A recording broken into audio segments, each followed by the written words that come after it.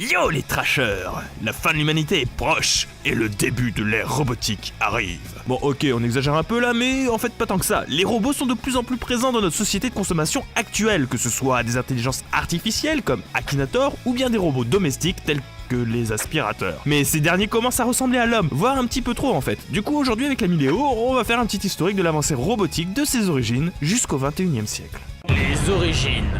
Ça n'en a pas vraiment l'air, mais la robotique n'a pas que quelques siècles. En fait, elle existe depuis 400 avant Jésus-Christ. Et ouais, c'est assez impressionnant. Son nom à ce premier robot est la colombe volante d'Archytas de Tarente. Bon, calmez-vous, on n'est pas devant Wall-E là, hein. Ça reste un petit oiseau de bois, mais qui est tout de même capable de voler en étant propulsé grâce à la vapeur. Et oui, on est loin de la cybernétique pour le moment. Bon, par contre, impossible de vous montrer à quoi il ressemblait à l'époque, car il n'y a aucun vestige ni même représentation de ce piaf qui a été retrouvé. Pour ce qui est du premier humanoïde, par contre, c'est Léonard de Vinci qui en était le premier auteur, avec un chevalier en armure en 1495, soit presque 2000 ans après notre précédente invention. Mais quant à lui, il avait bien plus de fonctionnalités et c'était incroyable. Il pouvait s'asseoir, relever sa visière, bouger ses bras et...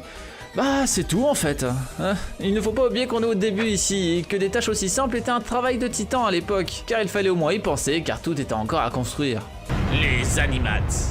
Ok, parlons maintenant plus spécifiquement de chaque espèce. Commençons par les animaux, et non, on ne va pas parler d'animatronics ici, hein, désolé les fans de FNAF, mais plutôt d'animates, un terme créé pour ces derniers en 1985. Léonard de Vinci, encore lui, avait créé un animate de lion en 1515, qui a été d'ailleurs remis au goût du jour en 2010. Et à partir de là, toute la ménagerie y passe, canards, serpents, geckos, mais ça reste des robots qui essaient d'imiter l'animal d'origine. Ce n'était tout de même pas très fameux, ça n'allait pas vraiment loin. Mais à notre ère du 21e siècle, on en arrive presque au cas contraire, commençant par un des plus connus, Cheetah. Oui, c'est Guépard en anglais, hein, vive l'originalité. Ce dernier ayant la même forme élancée que Samuse peut atteindre une vitesse de 28,3 km/h. Bon ok, c'est en dessous du Guépard avec ses 64 km/h, mais c'est au-dessus du Zenbolt. Ah, et il peut aussi franchir les obstacles avec sa deuxième version. Si ce truc vous poursuit en somme, bah vous êtes juste foutus. Passons maintenant à quelque chose de moins rapide, mais bien plus kawaii. Wildcat, toujours proposé par Boston Dynamics, celui-là est à peine moins rapide, 25,75 km/h, mais bien plus agile car cette fois-ci l'animal qui est visé est le chat sauvage. On n'aurait pas deviné, tiens. Du coup, celui-là est extrêmement agile, bon pour un robot, hein, et totalement autonome. Il peut reculer, avancer et tourner de manière fluide. Et ces tout petits rebonds le rendent trop mignon.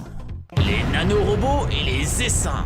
Restons sur les robots loin de l'homme encore un moment et parlons des nanorobots. Vous savez, ces robots minuscules, d'où le terme nano, qui vont permettre d'être déployés en masse. C'est le cas des robots biologiques qui vont permettre d'être transplantés dans un corps humain, oui, humain, pour détruire les bactéries à l'intérieur. Ces nanorobots fonctionnent donc comme des cellules musculaires, et sont donc contrôlés par impulsion électrique pour le moment, car le but final est que ces derniers soient autonomes et agissent eux-mêmes dès qu'ils trouvent une anomalie dans le corps humain. De vrais petits docteurs. On peut aussi parler des swarms, qui, comme leur nom l'indique, fonctionnent en masse. Mais surtout de manière coordonnée, ce qui donne accès à d'autres secteurs, la surveillance par exemple, couvrir un champ de mine ou créer une redondance comme ici avec les formes qui sont faites à partir de leur corps robotique. Alors ok, les swarms c'est pas forcément des nanorobots et le but à long terme est de contrôler des armées entières coordonnées. Mais on n'y est pas encore, hein, heureusement. Les exosquelettes. Partons maintenant sur un terrain sur lequel on n'irait pas forcément en parlant de robotique, les exosquelettes. Ça n'en a pas l'air, mais ça reste des robots accompagnateurs en soi, qui n'ont pas pour but de remplacer l'humain, mais de l'aider dans sa tâche. Tout d'abord en voulant l'utiliser dans l'armée avec le Hardyman en 1960, qui permettait de soulever 340 kg par bras. Mais ce dernier restait un échec, car le bras lui-même pesait 750 kg.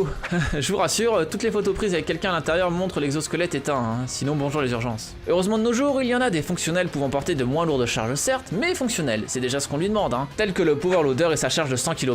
Bon du coup, on a pas mal de modèles effectivement qui vont dans le domaine militaire, qui permettent de décupler la force comme les précédents, mais encore la vision, la protection des soldats, tel Talos sorti récemment. Mais il y a un domaine qui est aussi en développement, et ce sont les handicaps, comme la paralysie, la perte de membres tels que les bras, les jambes, ou bien encore d'aide à un des 5 sens perdus. Par exemple, le Phoenix permet à quelqu'un en chaise roulante de marcher. Oui, hein, vous avez bien entendu, pour la modique somme de 40 000 $, bon ok ça reste cher, vous pouvez donc vous remettre à marcher. Bon, ça reste à 1,8 km/h, hein, mais c'est clairement un début, et voir des vidéos de personnes qui se remettent à marcher grâce à ces jambes donne bon espoir en la technologie et son avancée. Retournons au-dessus de la ceinture et intéressons-nous maintenant aux bras. Des technologies commencent à arriver et là aussi il y a vraiment de quoi faire des exploits hallucinants. Cette fois-ci cet homme a des bras reliés directement à ses nerfs, et permet à cette personne n'ayant plus de bras depuis plus de 40 ans suite à un accident électrique de pouvoir les contrôler de manière totalement logique. Le cerveau prend un peu de temps à s'habituer, d'accord, mais petit à petit c'est de plus en plus concluant. Il ne peut néanmoins pas les utiliser dans la vie de tous les jours car ces derniers ne lui sont proposés uniquement avec des professionnels autour, car c'est malheureusement encore trop instable.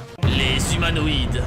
Après avoir parlé des robots accompagnant l'être humain, parlons de ceux qui vont le remplacer. Le plus connu, vous le connaissez tous je pense, et c'est Atlas. Ce robot bipède humanoïde, encore une fois Boston Dynamics pour changer, pouvant se déplacer de manière autonome. Atlas est extrêmement complet du haut de son 1m75. Il peut ouvrir des portes, déplacer des caisses et résiste même à un coup de pied qui est placé pour le faire tomber. Encore heureux qu'il ne se venge pas d'ailleurs.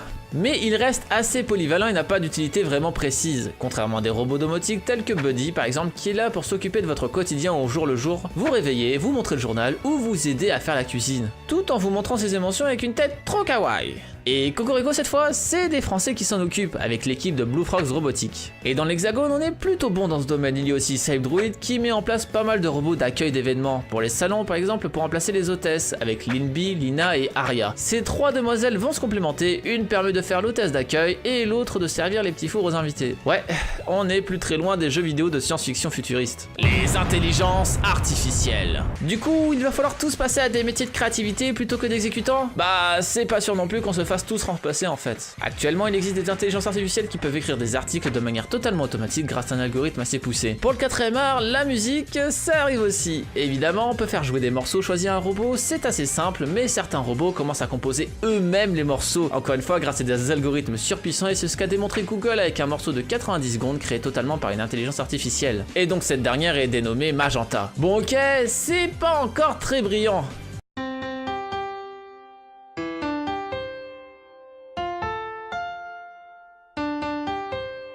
Waouh, c'est vraiment trop bien. Bon, on se moque hein, mais c'est tout chaud et ça risque d'évoluer. Et qui sait, peut-être que le robot violoniste de Toyota jouera les morceaux que lui aura composé cette intelligence artificielle, ou même mieux, pourra jouer en totale improvisation. C'est à la fois fascinant et terrifiant.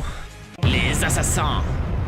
Vous l'avez vu venir celui-là, hein? Après les robots qui vous tuent entre guillemets, en vous volant votre travail, bah passons à ceux qui vous tuent littéralement. Imaginez Terminator ou Robocop dans notre monde. Et là par contre, les 3 lois de la robotique d'Isaac Asimov, on en a absolument rien à foutre. Un robot ne peut pas porter atteinte à un humain, bah même la police américaine ne respecte plus cette règle. Avec l'affaire de Dallas en juillet 2016 qui a utilisé un robot, à la base utilisé pour désamorcer les bombes en le transformant en robot kamikaze pour tuer le tireur. Bon ok, dans l'armée ça a déjà été fait, mais dans la police civile, c'est la première fois que ça arrive. Et donc ça risque de se multiplier ce genre de méthode, que ce soit chez la police ou chez les agresseurs. Aïe. Du coup dans le futur, avec tout ce qu'on a vu avant, on peut imaginer des robots tueurs armés de leur propre conscience grâce à une intelligence artificielle, équipés d'une arme imprimée en 3D, son corps se régénérant grâce à des nanorobots biologiques, oui ok c'est pas logique mais chut, le tout enveloppé sous un exosquelette de protection et contrôlant un essaim de robot autour de lui. Ok, là on peut commencer à vraiment flipper notre race. Et dans les faits, bon...